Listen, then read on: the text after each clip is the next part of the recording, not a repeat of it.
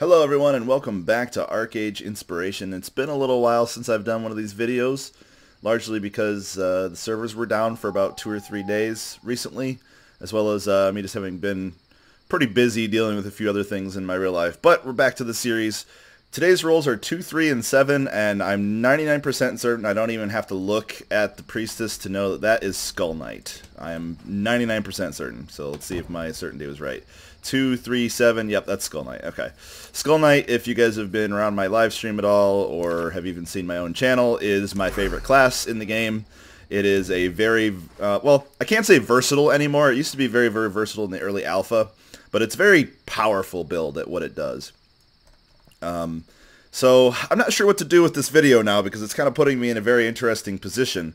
The whole idea was to try to innovate things within each class, and now I've gotten to a class where I feel like I know a good chunk of what all is possible with it. But I still think I'm going to take a little bit of time to go over some things, and hopefully I'll be able to come up with something interesting. So I'll be back. Okay, so just to establish a baseline for what I want to talk about for the rest of this video, I want to show you guys very briefly the spec that I almost always use for World PvP and try to explain my rationale behind a few things. If you've been watching the series in any way, you know that the defense tree has a fairly standard set of abilities that you should usually get. The first row for a good stun combo, readout, invincibility, imprison. These are all really good things. I firmly believe that Skullknight should be wearing cloth, which is why I take Shield of Steel. Also always good to get extra health from Bear's Vigor, and the extra block rate will help against physical attacks in general. My defenses are fairly solid considering I'm only using illustrious gear. I have 3,200 physical, 4,000 magic defense in cloth, so a good variety there. Of course, one of the problems with the physical defense is that people who have Battle Rage can drop your physical defense by 2,000 by critting you. It can be overcome by using, higher defense potions or otherwise just keeping yourself active and keeping yourself available to block. Really being able to block attacks in melee is going to help you survive a lot longer than you otherwise would. I think the two choices that are probably on the chopping block for this build are Conversion Shield and Retribution. As Skullknight gets tankier and tankier, these are just not nearly as necessary as they used to be. Retribution has always been a great ability for very small-scale things, and in the early alpha, which is where a lot of my experience for Skullknight came, Skullknight was a very powerful build in 1v1. Occultism's damage was a lot higher. The general survivability of the build was actually a lot higher, and Retribution would make melee enemies at quite a disadvantage because there was no way they could race me. My damage was high enough that my damage plus Retribution would never make them able to race me while it was active, but this is no longer the case. Skullknight has become more of a specialized build for group PvP in fights from anywhere from 5 to 50 people, and so I feel like these abilities are likely due for the chopping block. As far as replacements go, Reprisal is not necessarily a bad thing. 20% magical crit rate is pretty huge, and if you're the center of attention, you're going to be taking critical hit damage. Really, the theory behind Skullknight is you are going to be taking damage, so use that damage to deal damage to other people. So you could potentially even drop Bear's Vigor, possibly even drop Inspiration Cloak, although I'm a big fan of it because it very heavily mitigates things like Endless Arrows, which you are very likely to see in massive group PvP. And then grabbing these passives in favor instead, magical crit damage, magical skill damage when you're standing still, magical crit damage here as well. So I'm going to tool around with this a little bit and try to find a build that I think would work as a group PvP initiator that focuses maybe a little bit more on damage because it is one of the most lacking things with Skullknight. The inherent problem is that not only are you essentially forced to wear a scepter, which means you're going to have less magical attack than you would if you were otherwise using, a staff, but the scaling on all the damaging abilities in occultism is not very good. Mana Stars has a very miserable scale here, 52% of your magic attack, and that's it. Like, you don't even get a base damage with Mana Stars. It's only your magic attack scaled by half. Hell Spear is a great spell, but it's used more for its stun. 315% scaling is pretty decent, but not everything in the world. Same thing with Summon Crows, 210% decent, but not super great. And then Summon Wraith, which is arguably the most powerful ability in Occultism, and potentially, I truly believe, one of the most powerful abilities in the game, at 147%. Now, the channeled spells here, Absorb Life Force and Crippling Mire, have really good scaling, percentage-wise, but the problem is that scaling percentage is carried on over the duration of the spell. So it's not 420%, increase at every tick of the spell. It's 420% of your magic attack spread across the entire duration of the spell. So the reality in terms of your damage per second output, your DPS, is that Crippling Mire is not going to be that well scaled off of your magic attack. Again, just to reference the early alpha to give you some more context for how this build has evolved over the course of my having played ArcheAge. Occultism's base damages used to be quite high, and none of the spells scaled really at all. I mean, they scaled off of magic attack, but the scaling was actually, I think, even worse in the alpha, but the base damages were high enough that it didn't really matter. So things like Mana Stars it was actually a very dangerous spell, even with no magic attack.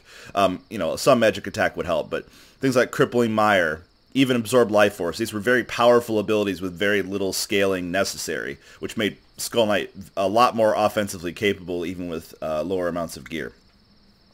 But anyway, I'm going to try to work around a slightly more damaging set of Skullknight things that I still think focuses on the theme and the ideas behind what a Skullknight should be able to do, while retaining while trying to push for a little bit more damage, because I feel like if you're going to move this class in any way, it could use some more damage. So we're going to take a look at that, and I'll be right back. Okay, I'm here at my favorite bear spot to talk a little bit about how I envision a Skullknight's role working out in group PvP. Now, I do a lot of talking about massive scale group PvP, and I think there's a tendency, and a rightful one at that, for a lot of players to want to focus a lot on builds that are good in 1 versus 1, because to be honest, even in the world, there are a lot more cases where builds that work well in a 1 versus 1 situation will thrive, will survive a lot more. But when it comes to planned large-scale group PvP, whether you're going as a group to be willing to go against anything, or if you know you're going to be getting into a ton of trouble, or potentially getting into a ton of trouble, say you're launching a raid on Friedrich, or launching a raid on an enemy's prime time area during one of their major events. For example, I've seen large quantities of Reds come over to Innister during our Crimson Rift and Growlgate Rift, whatever the Rift events are. This is when you would want to use the Skullknight, when you know you're going to be getting into large-scale PvP. And if you put a little bit of effort into this build, and really put a lot of effort into doing group PvP properly, the rewards can be quite tremendous. One of the biggest strengths of Skullknight is not only that it is very tanky and very resilient against CC, but that it has good things to do with that resiliency. The largest example I can give you is the quantity of crowd control immunities that you can actually obtain as a Skullknight that's properly supported. So if you have Shackle and Silence available as if you have the ability to remove Shackle and Silence and give yourself immunity to it from Liberation, that's two things that could potentially mess with you. The Shackle's not quite as nasty as the Silence, but the Silence is definitely very annoying. You also have the ability to prevent pushes and knockdowns, meaning that you'll be very sturdy. You have the ability to break out of fears with Stillness. It doesn't prevent a fear, unfortunately, but it does allow you to break out of it, which is very handy because fear is a very dangerous thing when you're dealing with Skullknights. And Shrug It Off also allows you to get immunity to Stun and Impale. Granted, only for 4 seconds, but it's still a decent duration. If you combine these with an ally of yours that has Witchcraft, Witchcraft can give you a Purge buff, which is 25% increased magic defense, which is quite nice, and also a buff, and I don't remember what it's called exactly, but they can make you immune to fear and sleep. Between that ability, again, in coordinated PvP, you should have somebody designated to buff you when you're about to do your initiation thing. You are immune to pretty much any style of CC that would prevent you from doing what you need to do. And that measure alone makes Skullknight very, very powerful. Now, anybody that has the defense Oromancy combination can do the same thing. So if you're a, for example, Dreambreaker, you can have the same bevy of immunities. In fact, Dreambreaker can do it himself. The only thing the Dreambreaker won't get is stillness. But the really, holy crap, wow. Sorry to interrupt the video, but that takes some guts. 672 healing power? Are you kidding me? That is absolutely absurd. Wow. Holy moly. Okay. Yeah. Dang. Okay. So, wait, was that on a one-hander? I think that was on a one-hander, too. That is ridiculous. That is pretty crazy. That guy's got some serious guts to go from epic to mythic. That's the first mythic I've ever seen. That is the absolute first mythic I've ever seen. That is ridiculous. Whew. Okay. Anyway. Wow, I totally forgot what I was talking about. Something cool about Skullknight, I suppose. Oh, right, the CC prevention that's available. So, a Dreambreaker, which is Witchcraft, Defense, Oromancy, can make themselves immune to all of those things at the same time, which is nice. But the buffs that a Dreambreaker has, or the Witchcraft tree has, can be transferred to other people. So, this is not to demean Witchcraft. Witchcraft is arguably the most powerful tree in the game with the current metagame, but what it means is that with coordination, with a friend who's going to help you out with this sort of thing, when you say you're going to go do your initiation, you can have immunity to all of the elements of crowd control that are largely going to be available to somebody who wants to try to interrupt you out of what you're doing. And that is what makes Skullknight so dangerous, because a Skullknight that is not able to be controlled is a force to be reckoned with, for sure. Your best strength as a PvP tank is your ability to initiate a fight safely. And by initiate a fight, there are generally two channels of initiation that I usually go through. I almost always lead with teleportation, although I've been toying around with the idea of using a mount to, sort of charge forward. So, for example, I get in my cat. My cat has a 3-second charge that makes me invincible. So if I want to get into a group PvP fight, I can dash in, hopefully timing the exact duration, because you can't control anything out of a dash. I've dashed myself into the PvP scenario, and now I can start using my abilities to do what I must. So that's sort of the initial beginning way to potentially do an initiation. But once you're in there are two paths you can take, in my opinion. And you can also combine both of the paths. The first path is Imprison. And this is a much better option to do in fights where it's only potentially like, I don't know, 3 versus 3, 5 versus 5, or along those scales. So what you will likely do is you will charge in, you will Vicious Implosion to pull everybody near you, that is near you, and then you will Imprison. And then you can follow up with whatever other things you want to do. You can do your stun. You could just use summon crows. You can do whatever you want. And what this does is this helps isolate part of the fight. So if you have a 3 versus 3, just as an example, and you are able to teleport forward, imprison, and keep two of the 3 people busy, then suddenly the outside fight outside of the imprison is 3v1. Your allies should be able to mop that up very quickly. The Skullknight being so very reliably tanky, it's very unlikely that the 2 versus 1 situation you put yourself in is going to result in you dying, and at worst you could always just pop invincibility, and then once the imprison fades, the rest of your party can clean up the fight. So that's one potential strength of the Skullknight. Again, most of that stuff largely is available for Oromancy and Defense, so other builds can do that. But the other thing that is possible to do in much larger scale fights is really where the Skullknight shines. So again, imagining a situation where you know you're going to go into an initiation. So what you'll do is you'll buff yourself up with Redoubt, you buff yourself up with Liberation, and go ahead and charge in using whatever, either your Blink or your Mount charge. Jump off of your Mount, get into position, and then you'll follow up with a Vicious Implosion. This will bring anybody who's near you directly adjacent to you. You can then Hell Spear. This will stun everybody that's near you. Well, technically it impale, but it'll disable them. And then you have a few follow-ups from here. If you're worried about casters in the area, you can always use Stillness to silence them for a couple seconds. Summon Crows is a very natural and very powerful follow-up to Hell Spear. It does reduce physical accuracy, making you a lot more tanky against potential physical threats, which as a cloth wearer is always useful. But the big thing you can do here is summon Wraith.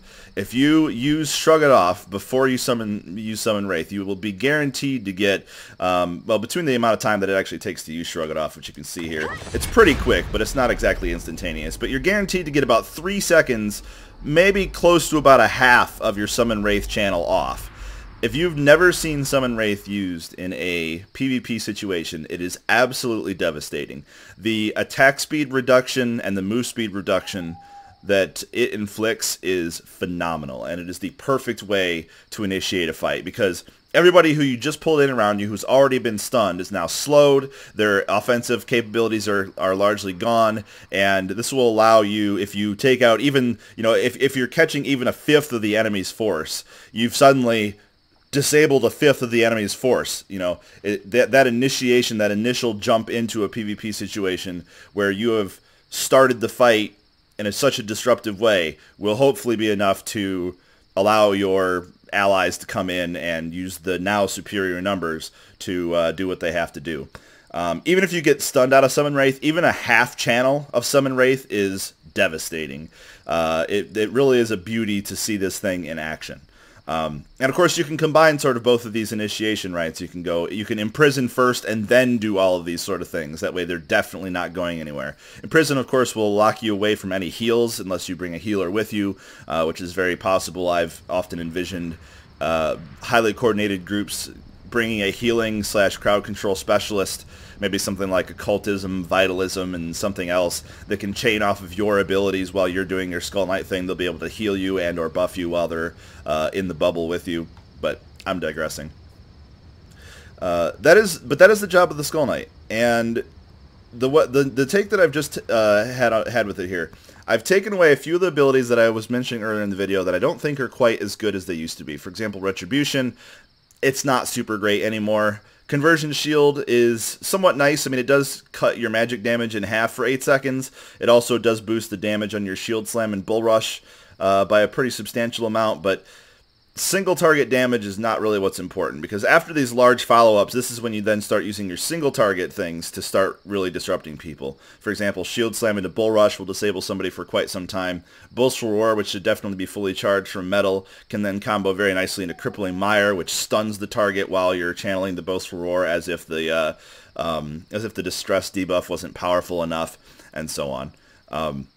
But really, I think this build can afford a little bit more damage. We also dropped Bear's Vigor. This build is this ability is nice. It gives you, I don't know, like 1,000 extra hit points. But as you get higher and higher amounts of hit points innately, the 1,000 extra for a single point of your passives just isn't quite worth it.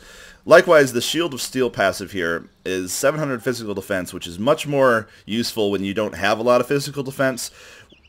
The reality of the situation in ArcheAge is that almost every PvP situation, especially in large-scale fights, is going to be involving high-end consumables. And as much as it hurts me to just blow these high-end consumables here for the sake of posting a video, I'm going to do it. So I'm going to go ahead and pop both of these defense potions, as well as a Spellbook of Unstoppable Force, giving me magic attack and melee attack plus 86, and a Spellbook Brick Wall, which gives me damage reduction by 60 for 30 minutes. So this will also help replace the fact that I have no longer taken Inspiration Cloak. I'll get extra damage from the Unstoppable Force spellbook, and I'll also be sitting on a much higher base defense of both magic and physical defense. As you can see, my base values for my defenses are much higher, even though I did take a 700 defense hit here.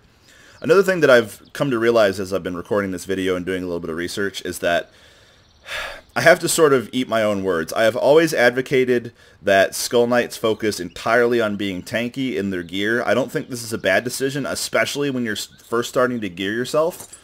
The stone set is phenomenal for this because first of all, it's cloth, which is really, really good. You do receive less damage overall when you take it. It does give you a slight boost to your physical defense, which earlier on is more substantive. But as you get to the 5, 6, 7,000 range for your defenses, you hit some pretty strict diminishing returns. And these potions alone will help you get there very, very quickly. So I think a case can be made to use plate with Skullknight. I've always advocated against it in the past because of the strength of the cloth set, and especially the most important thing about the cloth set is the decreased duration of debuffs, minus 30%. The fact that this makes you far less vulnerable to crowd control is really important.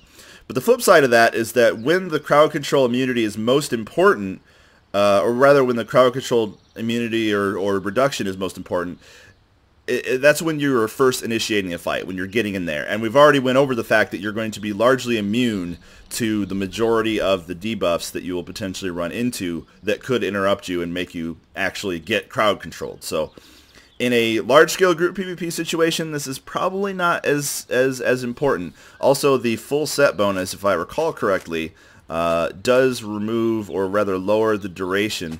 The full set bonus for plate, rather, does lower the duration of... Is that on my plate? I can never remember. Yes, it is. Stun and Shackle. Now, Shackle, not super important, but Stun definitely is. It also gives you a flat boost to defense and health. These are really nice things to have. As you can see, my physical defense is boosted up quite a bit, up to 7,222. Even if I were to get hit by a Battle Rage user, I would still end up having a very high physical defense. In addition, it's very likely that if you are doing these sort of initiation tactics, that you'll have both of these active at the same time, which gives you a magic shield, giving you almost 2,000 more magic defense. And if you have the aforementioned witchcraft user in your party, they will also be supplying you with the purge buff, which gives you a 25% multiplier for your defense anyway. So it's very likely that you'll end up with, well, what I have here, close to 7,000 in both physical and magical defense, making you insanely, insanely tanky. So it hurts, of course, to look back and say that I was wrong, but I am, I'm a scientist when it comes to this game. I like to do research and I like to play optimally, and I think that there is a case to be made that if you start getting better and better gear, that you could potentially wear plate. I think in the early metagame of ArcheAge, plate was in a pretty bad spot, but I think as the game evolves a little bit, plate is better in some ways, or at least viable, but it really depends on your build. Skullknight has the advantage of being immune to a lot of the CC elements that would otherwise be really, really nice to have, to be able to avoid as a cloth user, but it really comes down to your personal taste sometimes. I can see both of them being viable, but I think it is important to note that plate itself is actually potentially good. And it definitely hurts me to say that, because I've always advocated and told people that plate is bad. And I have to eat my words and say that you could potentially use plate. I'm still a fan of cloth and likely won't actually build myself a good plate set, at least not anytime soon, because I just don't have the money for it. But they didn't gain money, by the way. But it is there. It is there as an option. Do your research, figure out what works best for you, and go for it. So I'm going to go ahead and just to finish off this video, I think this is getting a little lengthy. I feel like I've been rambling here for a million years, but this is a class that I'm very passionate about. So just to give you guys an example of what Skullknight actually does and what it looks like when it's doing its initiation thing, I'm going to go ahead and get some footage of that. So I'll be right back. As I'm sitting here trying to get ready to record this footage, it just came to mind that what I really should be doing is every time I'm getting into any PvP fight in the world, I should be recording. Just to get footage of actual PvP fights instead of having to mock them, make mock fights myself. So that's one of the things I'm going to have to try to get used to, is just hitting that record button anytime I get into an area where I'm doing group PvP. But I digress a little bit. Okay, so as we mentioned before, these different buffs here are really nice to prevent you from being crowd controlled in any way. Another note is that there's a potential to use Thwart and Hearten. Inspire stacks allow you to have a reduced global cooldown. Basically, they increase your attack speed by 8%, and your attack speed also affects your skill cooldown. So whenever you use an ability that's instant cast, the standard global cooldown is, I think, 1.5 seconds, like it is in a lot of MMOs, but you can actually reduce that. The problem with using this strategy is that your typical initiation is going to involve Vicious Implosion, and Vicious Implosion consumes all of your Inspire stacks.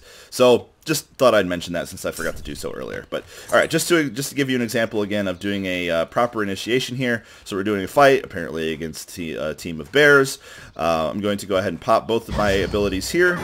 We're going to blink in, try to find a good position, pull everything in, stun, follow up with Summon Crows, pop our stun immunity, and start channeling Summon Wraith.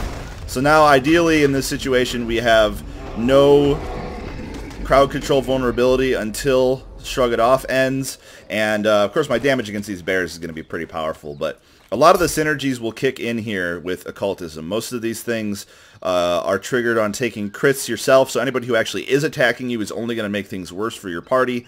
And this ability in particular is canceled by movement, which you're not really channeling, or you're not really moving when you're channeling Summon Wraith.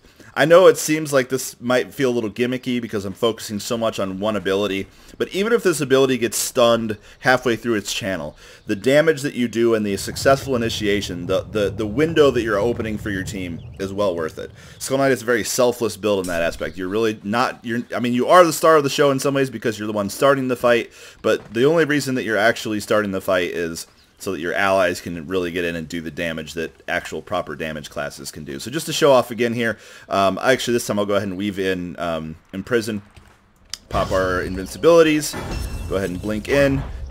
Finding the right spot to use Vicious Implosion can be a little difficult, but it's certainly a possibility. This time I'm going to go ahead and do the Imprison, and we're going to go ahead and channel Summon Wraith. So that's what I had to say about the Skullknight. It was this was actually kind of an enlightening process for me as well. Good thing I can get inspired, even for classes that I feel like I know a lot about, because I didn't even really consider, to be honest, that plate could actually be good in some situations, but I think it can be.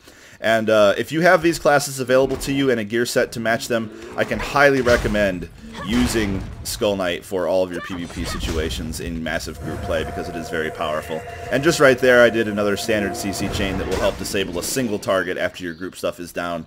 You can use Shield Slam, which is a stun, following it up with Bull Rush, which is a trip/silence. Even if you don't get the trip, the silence will work quite well against any particular enemies out there. And then you can always follow up with if you want to, you can use Shrug It Off to boost Boast for Roar, but you don't have to. And then channeling Crippling Mire will keep the target stunned as well. So anyway, that's all I have to say about the Skullknight. Thanks again for watching. If you have any comments about what I've went over today or anything, please feel free to leave them below, and I will see you next time.